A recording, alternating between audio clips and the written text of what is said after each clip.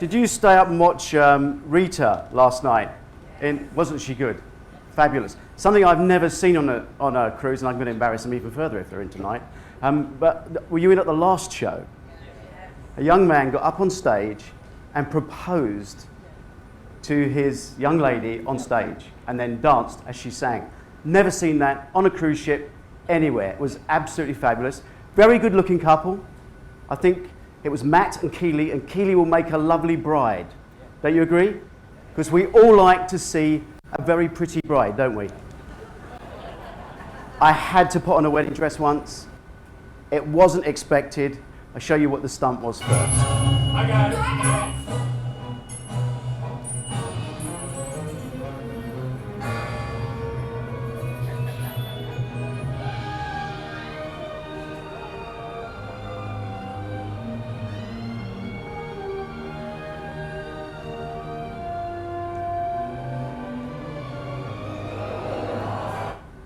This is American Werewolf in Paris.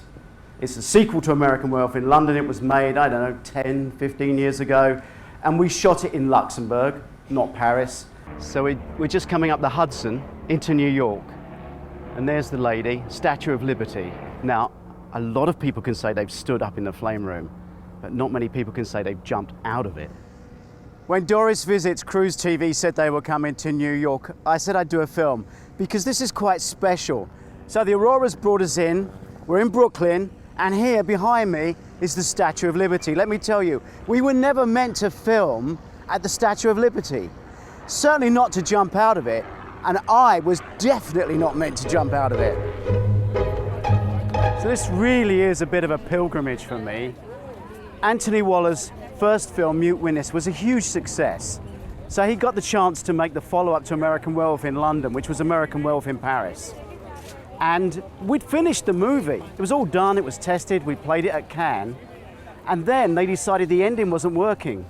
So what we did was they decided, that we would have a wedding at the very, very top. Have a look up there, look. It's 305 feet to flame room, and we jumped off. So for the actual jump off, we went to a studio in Amsterdam, and the back was a green screen on which we would project the whole of Manhattan. That's when the problem started. So with the lady behind us, I'm going to walk you through what happens in the story.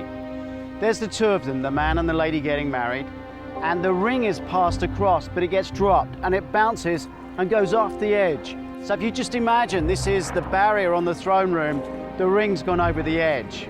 So the groom decides to dive over the edge to catch the ring as it drops.